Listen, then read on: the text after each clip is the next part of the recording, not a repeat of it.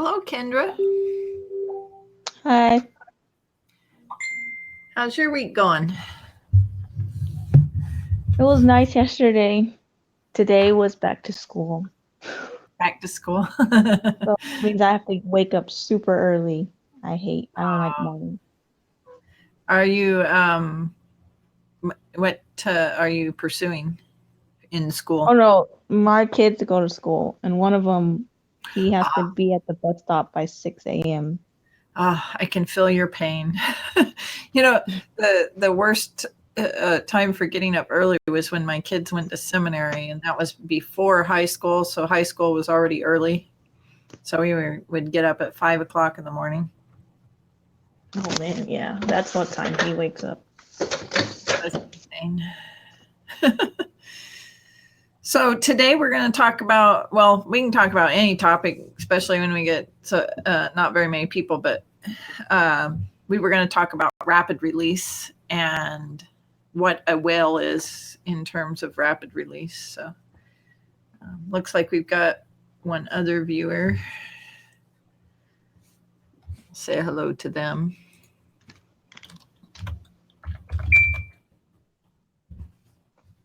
There's Audrey.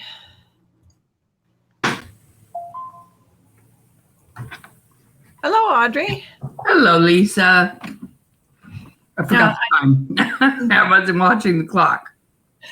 On this new software, they've been saying that we can get up to 4 people in here. Nice. I can't wait till they get it to where we can actually get the whole 6 people up in terms of talking. Anyway, Kendra, have you met Audrey before? I don't think so. Audrey's Hi, Kendra. She's my right-hand lady in the group, and she does editing, line item editing. So. Oh, okay. Anyway, so I have a sister named Kendra. Yeah, Kendra's in my area. We need to find her and track her down and have lunch sometime. Yes, you Yeah, do. we need to do that. So right now you've got 2 books out, right? Kendra? Which one? Yeah, I do. I'm gonna try the rapid release thing with the zombie books. I'm gonna try to attempt it. So who is your target market? Because on rapid release, target markets make a huge difference in terms of the zombie. I'm still trying to figure out who my target market is. Like, I did the book funnel thing and I joined a mystery promotion for it. And then I sent out my newsletter. And then there was, of course, there's unsubscribers. So I wasn't sure if they were unsubscribing just because they wanted the free book or if it was just that they didn't like it or what was going on there. So I'm still trying to figure it out. Okay. Because the books that I have out, they're not in the same genres. And then the zombie book is not in the same genres as the other 2. Okay. So what we need to do is kind of find out, first of all, where does your zombie book land? And let's see. Let me open up a different window here.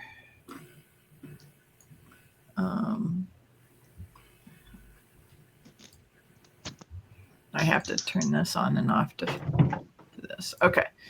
So what we need to do here is probably look into your genre and see. So zombie is what you're saying? And is it like a tween or an adult or thriller or? I think they're all supposed to be thrillers. I'm not sure. I've read a limited amount of zombie books. My husband was the one that was like, "You need to write a zombie book," because he's the one that reads them all. So it was kind of like a bet, like a test bet between him and me. He's like, "Oh, you need to write a zombie. I bet you can."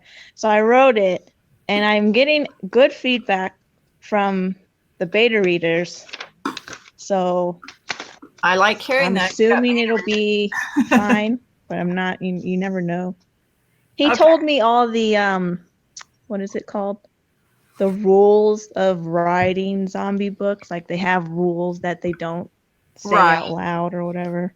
Like, for example, you're not supposed to call them zombies in the book. Oh. They have to have a different name. Yeah, there are rules, and then there are certain tropes that people are looking for. So you have to find out, if you have an avid set of readers, you want to find out what those avid readers are looking for, what's turning them on in books. So good. That's good that you have like your husband on tap there to tell you all those. And sometimes you can break the rules in these areas, and sometimes they don't like it when you break the rules. So zombie apocalypse. Looks like you got a good market here. It's very competitive. I don't know if you can see this. Let's see if I can make it a little bit bigger. First of all, like that. Your volume went down. I don't know what happened. My volume went down? Probably because I turned my head. I have a directional mic so that it doesn't pick up the speaker behind me. If you can touch your screen, you can enlarge it to where you can read it. Yeah, sometimes it just depends, because sometimes when I enlarge it like this, it cooperates, and sometimes it doesn't. Mm-hmm. Okay, is that big enough that you guys can see that? It is for me. All right, so basically what this is saying, this is a good number here. Even though this is competitive, I don't know if you can see the sales rank down here, but these are kind of high. And one of the things that this means is on Amazon, and this is where rapid release and whales come into play, is mostly on Amazon. I don't know if you know that, but it's not as much a wide approach as it is an Amazon approach. And what you're using is the sales data that Amazon has and how they drive products in front of their buyers. You're using that to your advantage to sell your book. So by knowing those rules, you increase your benefits of using Amazon. In other words, you make Amazon kind of work for you. Does that make sense? Yes. Yeah. Okay. So in this, when you see a competitive area, this is the top 20 people in this zombie apocalypse books. When you see an area where the 20th person ranking in that is like number 150, it's really hard to get up here into the top 20. If this number is larger, and as you can see, we have even 103 in here. He's ranked 103 on Amazon, but he's right up there in the zombie apocalypse. That tells me that there's room to work in this genre to make Amazon work for you. And you can see that the price of an ebook here, the average is $4.56, and it looks like some pretty good revenues here. This is a little bit smaller than some genres, but this just still tells me that you've got some working room in here. And believe it or not, the difference between, say, being number 40,000 in Amazon and being number 28 can be like 2 book sales, 3 book sales a day. It just depends on the area you're in.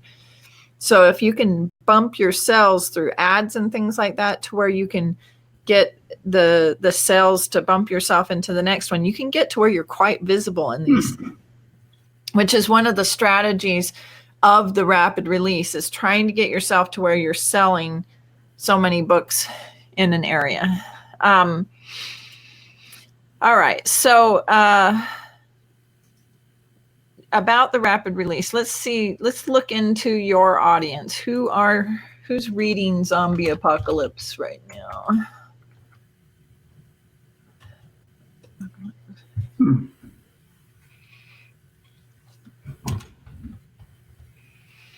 So, see, top 25 zombie blogs. So this is where I would go to find out who your audience is, Kendra. I would start getting into some of these blogs and seeing, first of all, who the age group is, kind of, where they're hanging out. Let's get out of that.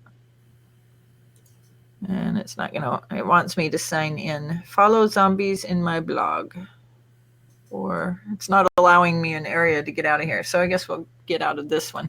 But anyway, so Zombies on Read It, which is, by the way, this is where I would have headed you towards, is Read It, because a lot of the zombie readers are guys.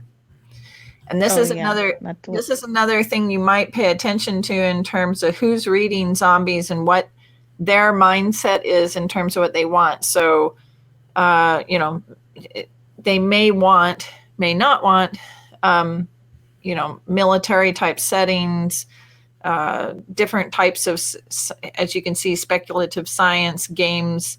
Look into the games that they're liking. One of the things that I know that's popular in zombie literature is creating stories that spin off of game stories. So those are some ideas in that area. I would imagine that you can write, I know that Craig Martell is writing very short serial books where their books are only maybe $50K for each book release, which is allowing them a much better way to, and they're calling them episodal releases, Kendra.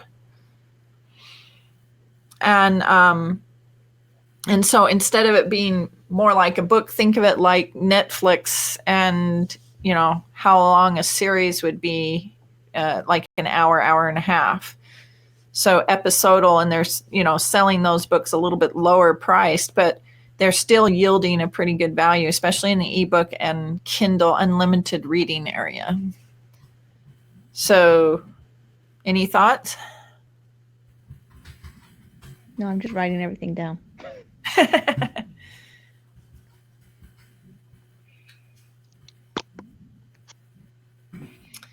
And we have one other viewer in here. Hello, whoever came into the mastermind.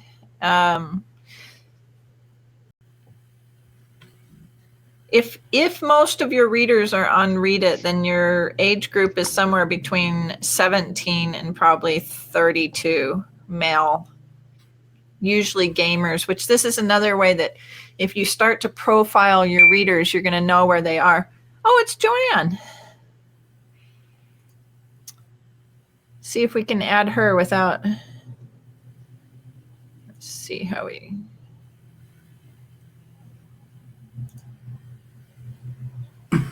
It's not wanting to add her to the broadcast yet, but anyway, hi, Joanne. And we'll go to this view for now. They made it so I can't add more than 3 people at the moment, but that'd be kind of lame.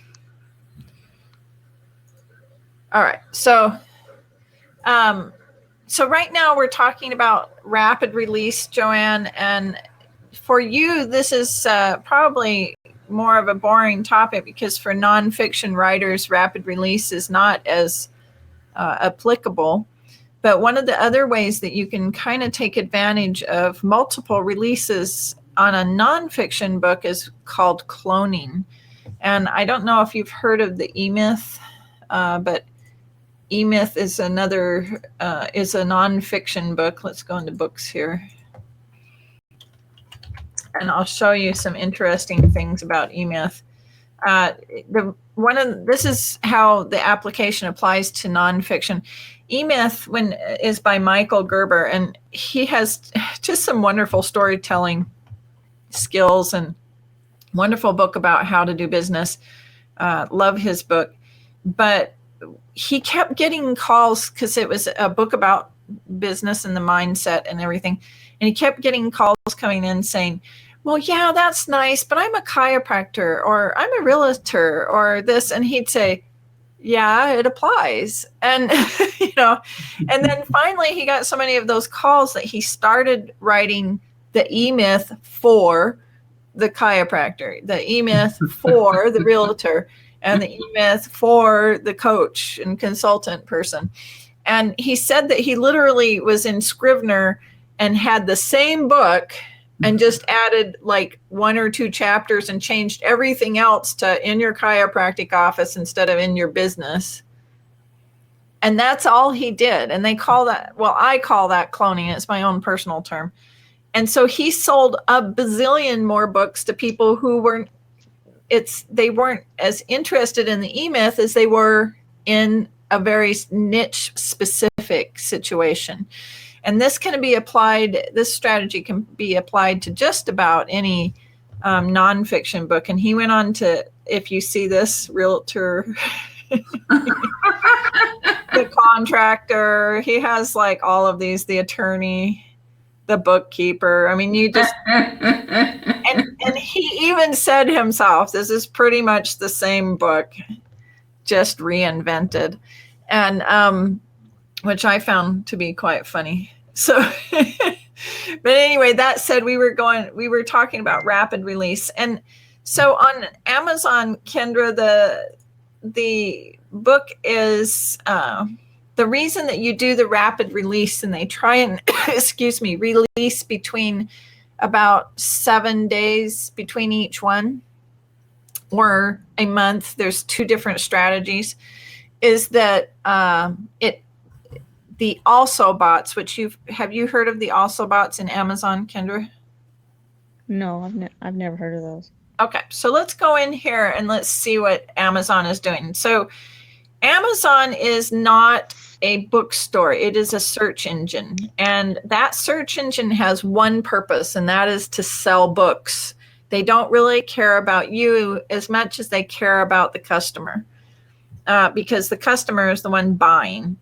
So everything that a person is doing on Amazon, they are using data that they gather about how a person shops. So for me, they are very confused because I look up all your guys' books and in the promote my book group.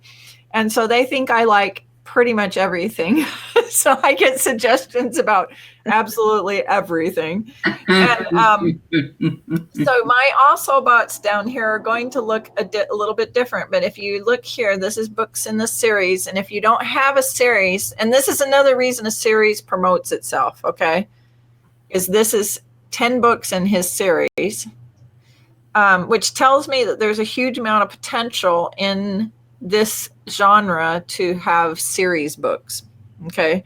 If he's at the top here and he's promoting a 10-book series, you know that people just read and read and read and read. Now, this is an interesting situation. Customers who bought this also bought his. He has so many sales after he sells one book of the other books that his also bots coming up have to do with him only. I haven't seen this very often, so he's done a very good job of marketing.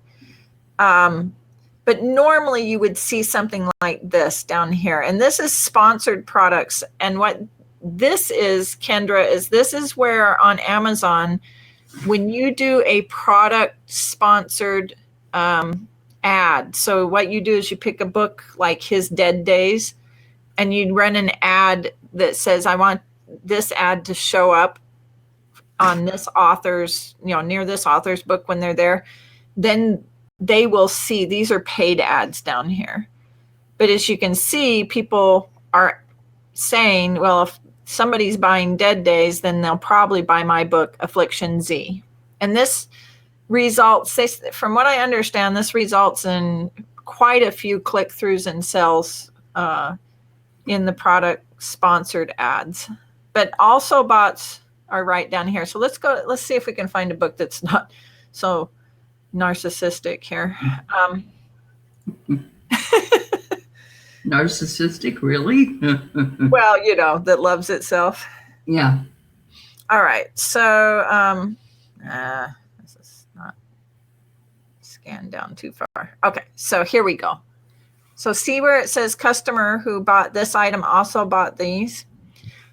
So if you have your book going and you have aligned yourself properly in your categories and everything, this is where you're going to show up to people by Amazon. Amazon will push you in front of people. If you know your audience, they will start lining up books that they think that other customers will like. And this is one of the advantages of Amazon. So rapid releases, if you continue to have people who buy and you've product placed your ads and et cetera, and you're lining up your audiences correctly, rapid release just continues to build on Amazon's algorithms to push you up in front of the customer. And that's the beauty of Amazon. You know, in one of the book forums that I'm in that have a lot of very successful self-publishing authors, they talked just the other day about Amazon and the power. And the guy was like, one of the people in the forum was like, well, I don't want to use Amazon.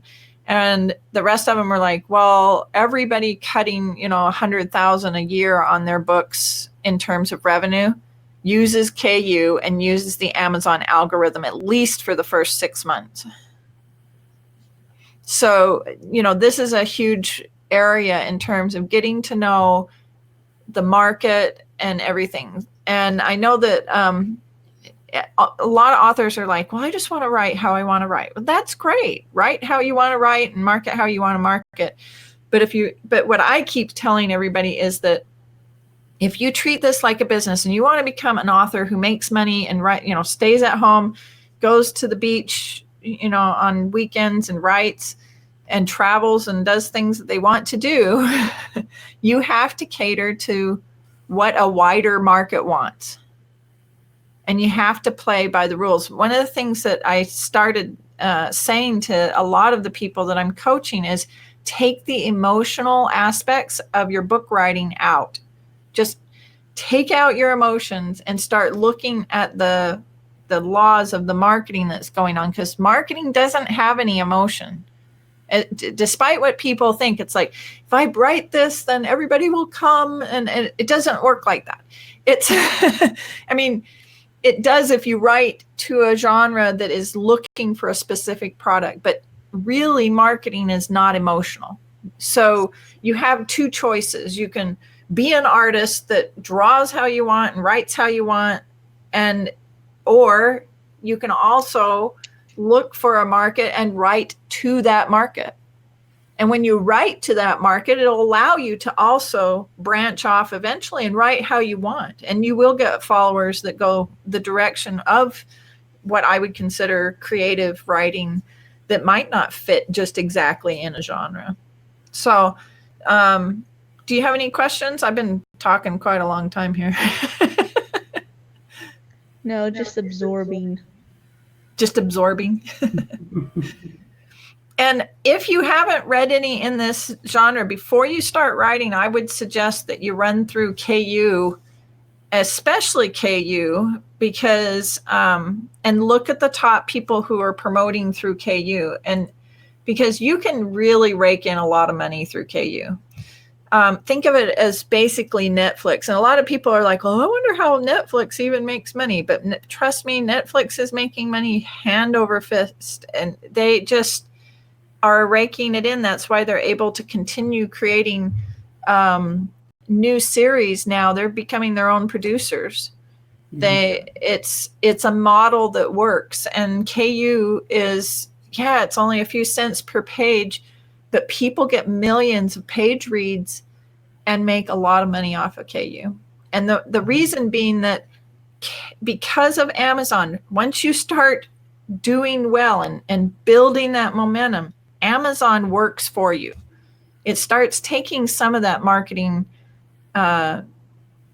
effort out from you. So you're not having to work so hard because it's doing the work for you. Yeah, because Amazon wants to sell, and they want to sell what sells. So it's a lot of people think, oh, I'll get a few hundred sales today. Well, if I had the choice of 100 sales in one day or 3 sales every day for a whole month, then I would go for this 3 sales a day for a whole month. Right. Because Amazon will look at you more favorably that way. If you go 100 sales in one day and then 0, and then 1 book, and then 10 days of 0. And that's why rapid release helps you keep the momentum that feeds that brain in Amazon. And Joanne, for you in the nonfiction area, even though rapid release is not your area, Amazon still has all kinds of ways that we can work and benefit from the data that is in Amazon and how Amazon pushes books in front. You have to, in nonfiction, you have to play a little bit different game, because you've got to do probably more ads, and you need to do more of getting out and doing with influencers, as to where you can almost exclusively work Amazon's algorithms for series releases. And that's the bummer part between, the differences between fiction and nonfiction. But, nonfiction has its benefits in that you get paid for speaking, and you can run other things like classes. So a lot of auxiliary revenue from your nonfiction books. I'm not even reading the chat over here. Sorry, Joanne. So it says, finally figured out how to get in, but don't know if my mic needs muting. No, you're fine. We can't hear you, and I can't bring you up for some reason. Let me know if you're hearing noises from you. KU, Kindle Unlimited. Okay, so Joanne is asking about Kindle Unlimited. And Kindle Unlimited is where a person pays a monthly. Oh, there she is. Yay. I can't hear you yet, but I see that your mic is picking up your voice. Okay. Yeah, there we hear you. There you are. Yay. All right. So so Kindle Unlimited is where somebody pays a price per month. For me, I pay $9.99 per month. And then I can read as many books as I want to digitally. They have to be in the Kindle Unlimited program. And to be in the Kindle Unlimited program, it means that you have to be exclusive to Kindle. That means that you can't go on like Kobo and iBooks and stuff? It does, which is why I suggest to people that, so in business, there is a term called life cycle. Have you heard of that term, Kendra? No. Okay. I mean, Joanne? I've heard of the term, but I don't know what it is towards Joanne, do you know what that means? Nope. Okay. So life cycle means the life behavior of a business. And so every business has a different life cycle that happens. And in books, generally speaking, you have your 3 months of launch. So it goes up like this, and then your sales start to taper off as you've kind of sold to your known market. And then you continue your sales, and then until you find pretty much you get to where it starts dipping down again now.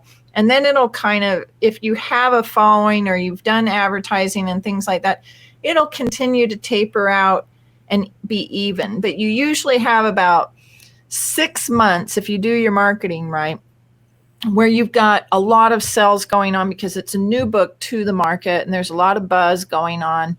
And so the life cycle of a book, generally speaking, is about 6 months to 9 months.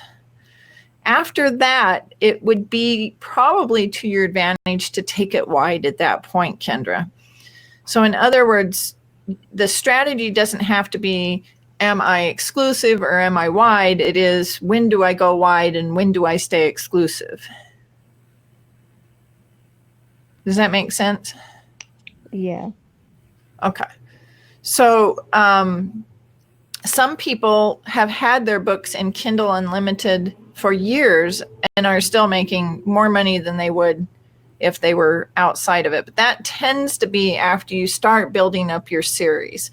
And that's why the group called 20 Books to 50K is called that, is because they talk about the philosophy of on Kindle Unlimited, that once you have built up 20 books, you should be seeing about 50K a year without a whole lot of, I don't want to minimize this, but without a huge amount of effort. And that's how many books you might need to start living off of your income as an author. Now, does it always take 20 books to get to 50K? No. I know somebody who has 5 books that's making 50K. I know somebody who has 3 books who's making over 50K. And so it just depends on what market, how well you're answering what they want. But in this particular case, like zombie apocalypse, 10 books would probably, done properly, yield you about $20K a year. And as you can see, Casey, in series books, they don't always, the book covers are very similar. You can hardly tell the difference between them. And there's another one here. Let me show you. This is in another genre, but Martha Carr, I happen to know this one. So, and she's almost exclusively on Kindle Unlimited. This is Michael Anderell. He's the one that runs that group. He's mega successful at this point as a self-publishing author, in the millions in terms of rapid release. Yeah, he just hit 2 million last year in terms of rapid release. So that's a lot of money. Yeah. But as you can see down here, she has 6 books in the series, and look at how similar every single book cover is. So there's many things that series releases, and I like to tell people, think of these books as like Netflix series. They aren't, it's not necessarily that you're writing Lord of the Rings things.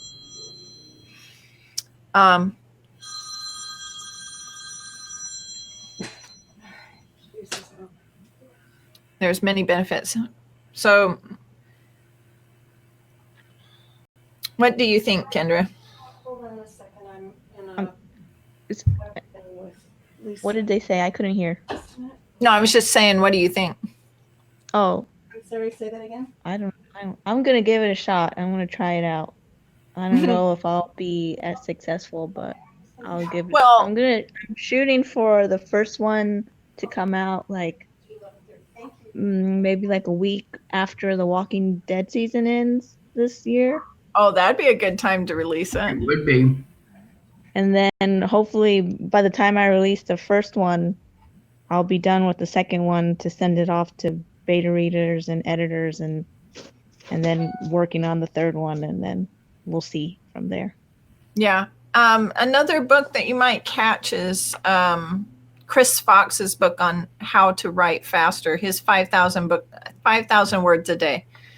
And then I would also suggest that you look into Libby Hawker's Take Your Pants Off, which is an excellent book on rapid outlining. Very good book for setting up development and keeping pace.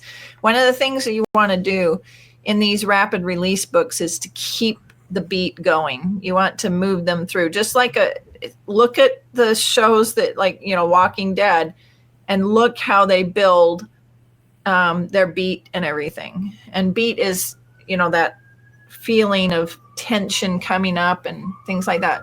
Joanne, were you saying stuff? Yeah. She was on her phone. Aha. So, and then as far as what a whale is this is the target market you want to get into. They call them a whale, and it has to do with how many books a day people are reading. In these genres, you'll find that there are a small amount of people, not a huge amount of people, but it doesn't take a huge amount of people if you have 10 or so thousand people around the world who are reading one book a day. So if you think about that, they're signing up for Kindle Unlimited because they can read as much as they want. So they can basically binge read and they can read and read and read and read. So could you produce enough material to keep them busy? No. And the odd thing is they do rereads. So some of them will reread through your book on Kindle. And this is what's driving this new economy of the Kindle Unlimited market, which is that if I have unlimited access, I don't have to spend 99 cents. I don't have to go around and find free books and stuff like that. And Amazon just keeps pushing books my way. I'll read, some of these people will read 1 to 2 books a day. And that's what's driving this rapid release and the new project. And one of the things that's working well, Kendra, is collaboratives on this. If you look up there, Martha Carr and Michael are writing these books together. She does a lot of the world framing aspect of it, and he does a lot of the script writing and setups of the scenes. That's interesting. Yeah, so co-authoring right now is becoming huge in the indie market. And well, not huge. It's becoming a thing. Well, to me, it sounds like it would be easier. Well, and so I just posted this the other day, which is that collaboratives, you don't necessarily have to co-author to have a collaborative. And this works, Joanne, in fiction as well. And I've been suggesting that when you set up a Facebook group, that you start to get people to work with you in that group, so that the burden of everything is not just on you. And this can happen in either market fiction or nonfiction, where you start to collaborate with people who are like-minded. Rather than worrying about competition, team up together to run ads, to create email lists and things like that, because it's a lot of work. I mean, I'm sorry. It's really hard to balance your time between being the writer and being the marketer. And that's why everybody starts to go, I just want to write, so I'm going to go get a publisher. But the problem is that publishers don't push your book very much. They may take care of some of the things that take time, but a lot of the people that are reporting back to me from all kinds of publishers, and I mean, I know about some publishers, but are saying that all the way up to the big, huge, 5 publishers, you still get to do all your marketing. So the collaborative is one way that you can start to get into a situation where you're sharing some of the social media responsibilities, some of the costs, creating combined email lists, and also creating more books to release. Like Kendra, one of the things that I'm going to be working on, well, I am working on it, is a sci-fi group that's going to be a collaborative. And we are working on a rapid release that has to do with releasing one sci-fi book from each author every month. So rather than us having to write a book a month, which I know I can't keep up with, I instead would like to write this. And by the way, Joanne, because Joanne, I know her personally now, sent through this book group and everything that we've done and friends. She writes Women of Valor, which is a historical book. But you could also get into fiction writing that has to do with all of the research that you've done. There is a market out there for the historical fiction as well. Yeah, I love historical fiction. There's a huge and growing market for historical fiction, especially with military wives and military folks coming home.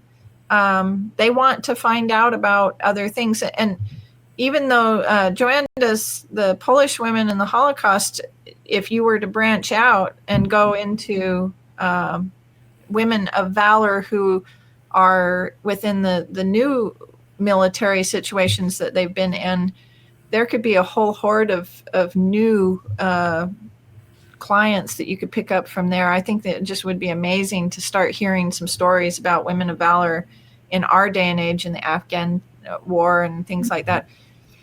And all the things that can happen in those areas. So, well, guys, that's getting us about to 40 minutes here. And if I'm going to open it up to any more questions, and then we'll wrap it up.